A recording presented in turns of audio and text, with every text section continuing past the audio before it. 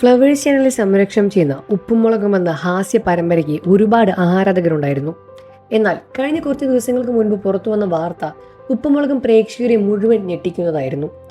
ലൈംഗിക അതിക്രമത്തിന് കേസ് കൊടുത്ത നടി കാര്യങ്ങൾ വെളിപ്പെടുത്തിയതോടെ ബിജു സോമാവനും അതേപോലെ SP ശ്രീകുമാറും ഒളിവിലായി എന്ന വാർത്തയായിരുന്നു അന്ന് പുറത്തു വന്നത്.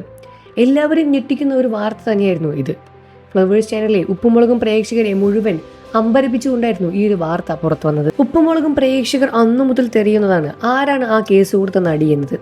ലച്ചുവോ ഗൗരിയോ അതോ ഇപ്പോൾ വന്ന പുതിയൊരു നടിയാണോ എന്നാണ് ഉപ്പുമുളകും പ്രേക്ഷകർ അന്നു മുതൽ തുടങ്ങിയത്. SP ശ്രീകുമാറിനെതിരെയും ബിജു സോപാനത്തിനെതിരെയും കേസ് കൊടുത്തത് നടി ഉണ്ണിമായയാണോ എന്ന ചോദ്യത്തിന് ഞാനല്ല എന്ന് പറഞ്ഞുകൊണ്ട് സോഷ്യൽ മീഡിയയിൽ കൂടെ തന്നെ ഗൗരി ഉണ്ണിമായ തുറന്നു പറഞ്ഞിട്ടുണ്ടായിരുന്നു. പിന്നീട് ചോദ്യങ്ങൾ ഉയരുന്നത് ലച്ചുവിനും നീലുവിനും എതിരെയാണ്. ഇരുവരും ആരെങ്കിലും ആണോ കേസ് കൊടുത്തത് എന്ന ചോദ്യം തന്നെയാണ് പ്രേക്ഷകരും ചോദിക്കുന്നത്. ശിവാനിയെ കണക്കൂട്ടുന്നില്ല, ശിവാനി പിന്നെ കുഞ്ഞല്ലേ, ഇതിൽ നിങ്ങൾ ആരെങ്കിലും മറുപടി പറയൂ എന്ന് പറഞ്ഞുകൊണ്ടും നിരവധി പേർ രംഗത്ത് വരുന്നുണ്ട്. ലച്ചുവിൻ്റെ ഫോട്ടോയ്ക്ക് താഴെയെല്ലാം തന്നെ നിരവധി കമൻറ്റുകൾ കാണാൻ സാധിക്കും. ലച്ചു കുറേയായി സീരിയലിൽ വന്നിട്ടില്ല, അതിന് കാരണം എന്താണെന്നും ഇതുവരെ വെളിപ്പെടുത്തിയിട്ടുണ്ടായിരുന്നില്ല. ഇത്തരത്തിൽ എന്തെങ്കിലും മോശമായ കാര്യം സംഭവിച്ചത് കൊണ്ടാണോ ലച്ചു മാറി നിൽക്കുന്നത് എന്നൊരു ചോദ്യചിഹ്നമായി തന്നെ പ്രേക്ഷകരും ചോദിക്കുകയാണ്. ഉപ്പുമുളകും സെറ്റിൽ നിന്നും ഇത്തരത്തിൽ ഒരു പ്രശ്നം, ഇത്തരത്തിൽ ഒരു കേസോ ഒരു ലൈംഗിക അതിക്രമമോ ആരും തന്നെ പ്രതീക്ഷിച്ചിട്ടുണ്ടായിരുന്നില്ല.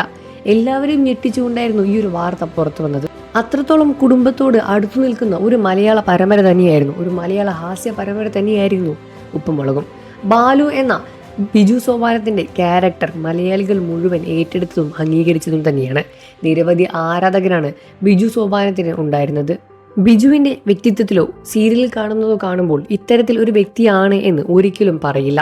എന്നാൽ ഇരുവരും കുറ്റവാളികളാണോ എന്ന കാര്യത്തിലും ഉറപ്പുവരുത്തിയിട്ടില്ല. ഇതിനെപ്പറ്റി കേസുകൾ നടന്ന് അന്വേഷിച്ചു കൊണ്ടിരിക്കുകയാണ്.